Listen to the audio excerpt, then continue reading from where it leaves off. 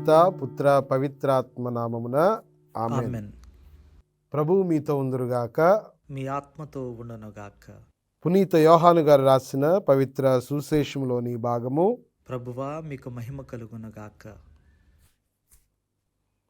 పునీత యోహాను గారు రాసిన శుభవార్త 20వ అధ్యాయము 1-2 వచనాలు మరియు 11 నుండి 18 వరకు వచనములు. ఆదివారము తెల్లవారక ముందే మగ్దలా మరియమ్మ సమాధి యొద్దకు వెళ్ళి సమాధి మీద రాయి తీసివేయబడి ఉండుటను చూచెను. అంతటా ఆమె సీమోను పేతురు వద్దకు, యేసు ప్రేమించిన మరి ఒక శిష్యుని వద్దకు పరిగెత్తుకొని పోయి, వారు ప్రభువును సమాధి నుండి ఎత్తుకొని పోయి ఆయనను ఎక్కడ ఉంచిరో మేము ఎరుగము అని చెప్పాను. కానీ మరియమ్మ సమాధి వద్ద నిలవబడి ఏడ్చుచుండెను. అట్లు ఏడ్చు ఆమె వంగి సమాధిలోనికి తొంగి చూడగా 2 దేవదూతలు తెల్లని వస్త్రములు ధరించి కాళ్ల వైపున ఒకరు, తలవైపున ఒకరు యేసు భౌతిక దేహమును ఉంచిన చోట కూర్చుండి ఉండిరి. అమ్మా, ఎందుకు నీవు ఏడ్చుచున్నావు అని వారు అడిగిరి.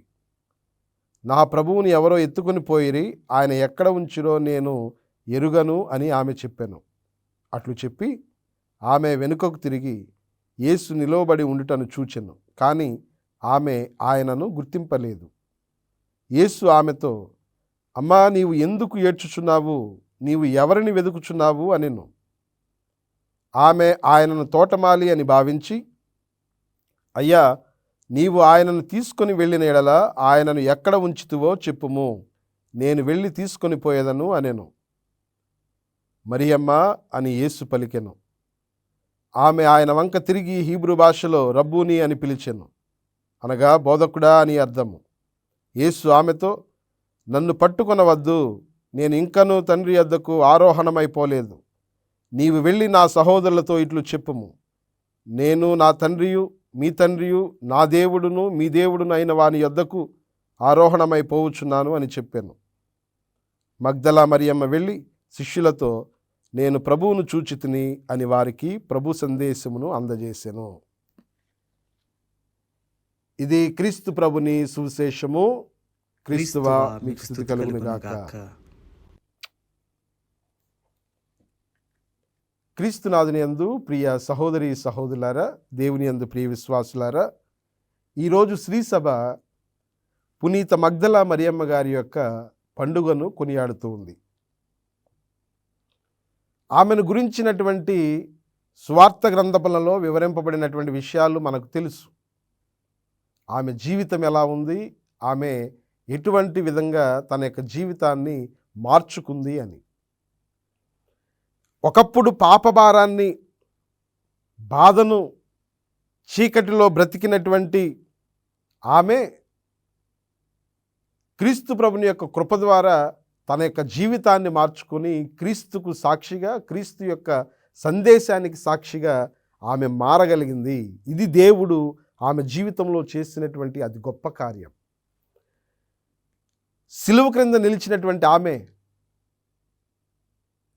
ప్రభు కోసం కన్నీరు కార్చినటువంటి ఆమె, ప్రభు యొక్క ఉత్థాన భాగ్యాన్ని, ఉత్థాన దర్శన భాగ్యాన్ని మొట్టమొదటగా పొంది క్రీస్తు యొక్క సందేశానికి సాక్షిగా నిలిచింది. అందుకే శ్రీసభ ఆమెను అపోస్తులకు అపోస్తురాలుగా గౌరవిస్తూ ఉంది. క్రీస్తునాథుని యందు ప్రియ సహోదరి సహోదరులారా, ఆమె యొక్క జీవితము మనకు 3 ముఖ్యమైనటువంటి పాఠాలను నేర్పిస్తూ ఉంది. ఏంటి ఆ పాఠాలు? మొట్టమొదటిది, నిజమైనటువంటి ప్రేమ చీకటిలో కూడా ప్రభువుని వెదుకుతుంది. నిజమైనటువంటి ప్రేమ చీకటిలో కూడా ప్రభువును వెదుకుతూనే ఉంటుంది. ఈరోజు మనం చదివినటువంటి సువిశేషంలో 20వ అధ్యాయము యోహాను సువార్త 1వ వచనంలో ఈ విధంగా మనం చూస్తూ ఉన్నాం. ఆదివారము తెల్లవారక ముందే మగ్దలా మరియమ్మ సమాధి యొద్దకు వెళ్ళెను. తెల్లవారక ముందే, ఇంకా తెల్లవారక ముందే ఆమెలో ఉన్నటువంటి ఆతురత చూడండి. యేసు మరణించారు, నమ్మకమును కోల్పోయారు అందరూ కూడా. అయినా కానీ ఆమె తన యొక్క ప్రేమను కనబరుస్తూ, తన యొక్క విశ్వాసాన్ని వ్యక్తం చేస్తూ, ఏమై ఉంటుంది, నేనేం చూడగలను, ఏం కనుక్కోగలను అన్నటువంటి ఆతురతతో ప్రభువు మీద ఉన్నటువంటి ప్రేమతో పరుగు పరుగున తెలతెలవారక ముందే సమాధి యొద్దకు పరుగుకుంటూ వెళ్ళింది. ప్రియ సహోదరి సహోదరులారా, నిజమైనటువంటి ప్రేమ చీకటిలో ఉన్నా కానీ దేవుని యొక్క ప్రేమ కొరకు తప్పిస్తుంది, ప్రభువు కొరకు వెతుకుతుంది. ఈ రోజున మన జీవితాలు దీనికి చాలా చక్కగా అద్దం పడుతూ ఉంటాయి.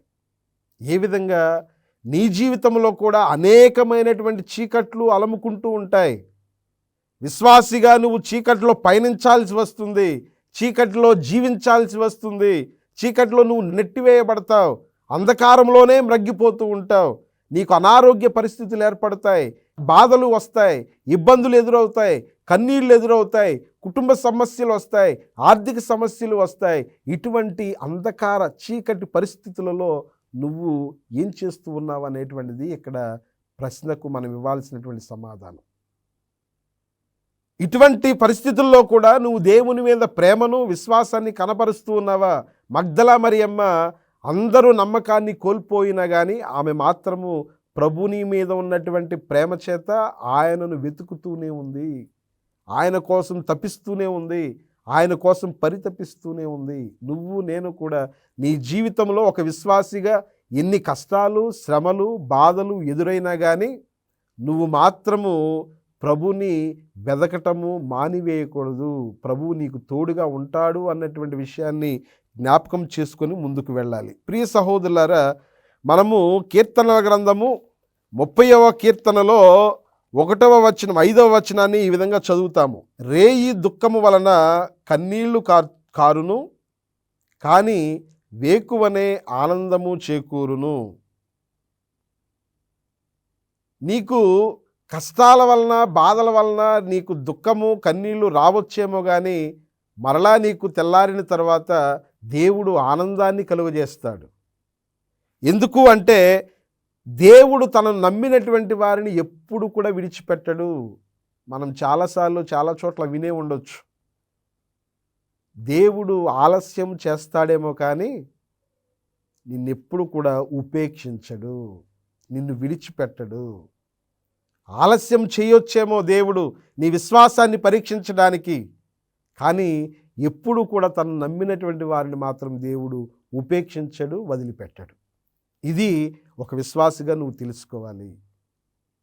చీకటి సమయాలలో, అంధకారం అలుముకున్నటువంటి సమయాల్లో కూడా నీ ప్రభుని మీద విశ్వాసం ఉంచి ఆయన కోసం వెతుకు, దేవుడు తప్పకుండా నీకు సహాయం చేస్తారు.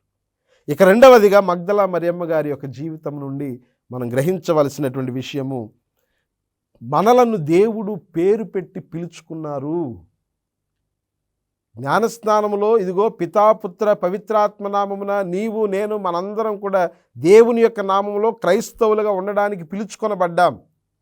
ప్రియ సహోదరి సహోదరులారా, సమాధి వద్దకు వెళ్ళినటువంటి మగ్దలా మరియమ్మను ప్రభువు మనం చదువుతూ ఉన్నాము. యోహాను సువార్త 20వ అధ్యాయం 16వ వచనంలో మరియమ్మ అని ప్రభువు ఆమెను ఎంత ప్రేమగా పిలిచారు. నీ దేవుడు నీ బాధను, నీ కన్నీటిని, నీ యొక్క వేదనను, నీ శోధనను తప్పకుండా చూస్తారు. కన్నీటిలో ఉన్నటువంటి, వేదనలో ఉన్నటువంటి ఈ యొక్క మగ్దలా మరియమ్మ యొక్క బాధను, కన్నీటిని చూసి ఆమెను పేరు పెట్టి పిలుచుకున్నటువంటి విధంగా, ఆమెకు తోడుగా ఉన్నటువంటి విధంగా దేవుడు కూడా నీ కన్నీటిని, నీ బాధని, నీ కష్టాన్ని, నీ ఇబ్బందిని చూస్తాడు. దేవుడు నిన్ను పేరు పెట్టి పిలుచుకున్నాడు అని నువ్వు మర్చిపోవద్దు. ఎందుకంటే మనము యెషయా గ్రంథంలో 43వ అధ్యాయము 1వ వచనంలో చాలా స్పష్టంగా చదువుతాం. ఏమని? నేను నిన్ను పేరెత్తి పిలిచితిని, నీవు నావాడవు. నేను నిన్ను పేరెత్తి పిలిచాను, నేను నిన్ను పేరుతో పిలుచుకున్నాను, నా సొంతం చేసుకున్నాను. నా పేరు నువ్వు నా బిడ్డగా తయారవుతూ ఉన్నావు, నువ్వు నా వాడివి, నా సొంతమైనటువంటి వాడివని దేవుడు చెప్తూ ఉన్నాడు. కాబట్టి నీ కష్టంలో ఉన్నప్పుడు దేవుని యొక్క ప్రియమైనటువంటి వాడవని నువ్వు గుర్తుపెట్టుకో, దేవునికి ఇష్టమైనటువంటి వాడవని నువ్వు గుర్తుపెట్టుకో, దేవుని సొంత వాడవని గుర్తుపెట్టుకో, ఆయన నీకు తోడుగా ఉంటాడని గుర్తుపెట్టుకో. ప్రియ సహోదరి సహోదరులారా, ఆయన స్వరాన్ని ఆలకించడానికి నువ్వు సిద్ధంగా ఉండు. ఆయన నీతో ఏం చెప్పాలనుకుంటున్నారు, ఏం మాట్లాడాలనుకుంటున్నారో ఆయన మాట్లాడేటువంటి స్వరాన్ని నువ్వు ఆలకించడానికి ఎల్లప్పుడూ కూడా సంసిద్ధత కలిగి ఉండటానికి ప్రయత్నము చెయ్యి. ఇక మూడవదిగా ప్రియ సహోదరి సహోదరులారా, యేసుని అనుభవంతో నువ్వు సాక్షిగా మారాలి. ఒక క్రైస్తవుడిగా ఉండటం మాత్రమే కాదు, క్రైస్తవుడిగా నువ్వు అనుభూతిని చెందటం మాత్రమే కాదు, నువ్వు పొందినటువంటి యొక్క అనుభవాన్ని, అనుభూతిని నువ్వు ఇతరులతో పంచుకునేటువంటి వ్యక్తిగా నువ్వు రూపాంతరం చెందాలి. మగ్దలా మరియమ్మ మొట్టమొదటిగా ప్రభువు యొక్క దర్శనాన్ని పొందింది. ప్రభునితోనే ఉండాలనుకున్నదేమో మరి, కానీ ప్రభువు ఏం చేశారు? అమ్మా, నువ్వు వెళ్ళి నా శిష్యులతో ఈ యొక్క విషయాన్ని పంచుకో అని ప్రభువు చెప్పారు. ప్రభువుకు కావాల్సింది సువార్థికులు, ప్రభువుకు కావాల్సింది సాక్షులు. తన యొక్క సువార్తను ప్రకటించడానికి ప్రభువు మనందరినీ కూడా క్రైస్తవులుగా, ఆయన బిడ్డలుగా ఎన్నుకున్నారు. జ్ఞానస్నానం ఇచ్చి పేరెత్తి పిలుచుకొని మనందరినీ కూడా ఎన్నుకున్నారు. మనము క్రీస్తు ప్రభునికి సాక్షులుగా, క్రీస్తు ప్రభుని యొక్క స్వార్థికులుగా మారాలి అని మగ్దలా మరియమ్మ గారి యొక్క జీవితము మనకు నేర్పిస్తున్నటువంటి విశ్వాస సత్యం. ప్రియ సహోదరి సహోదరులారా, మత్తయి సువార్తలో 28వ అధ్యాయము 19వ వచనంలో ప్రభువు చెప్పారు. ఏమని? మనకు ఒక కమాండ్ ఇచ్చారు, మనకు బాధ్యతను అప్పగించారు.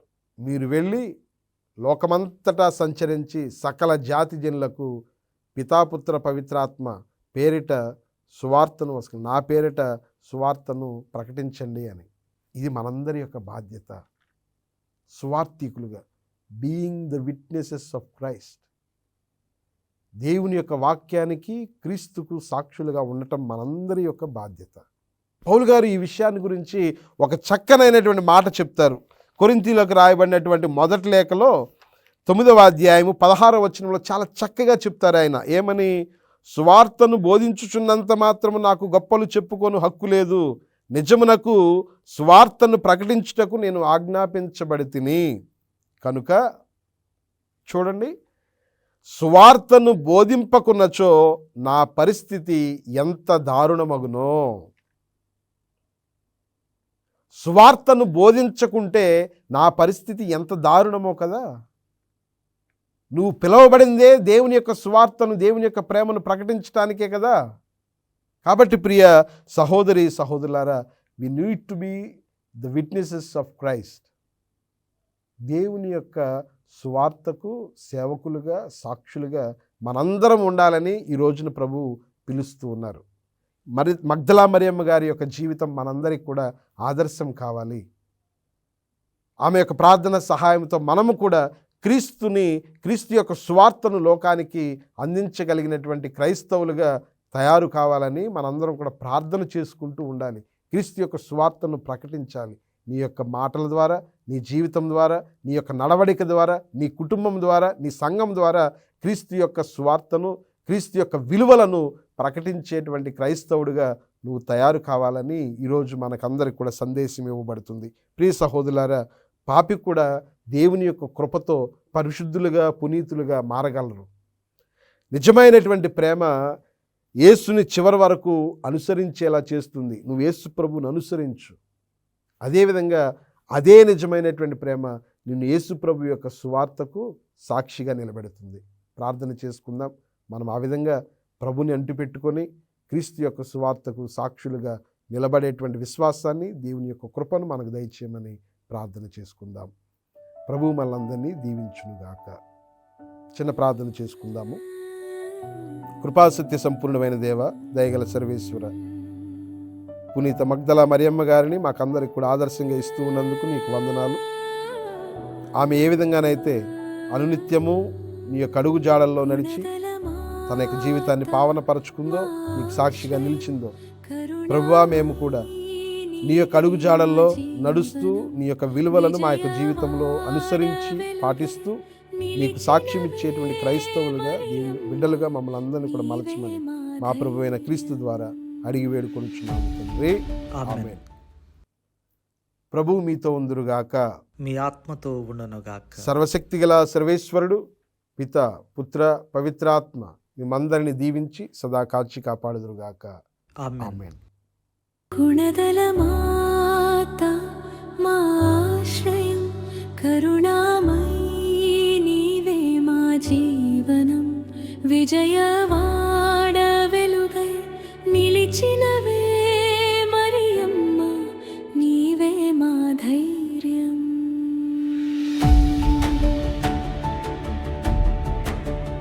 కొండపై వెలసిన పవిత్ర రూపం కోట్ల హృదయాలకు నీవే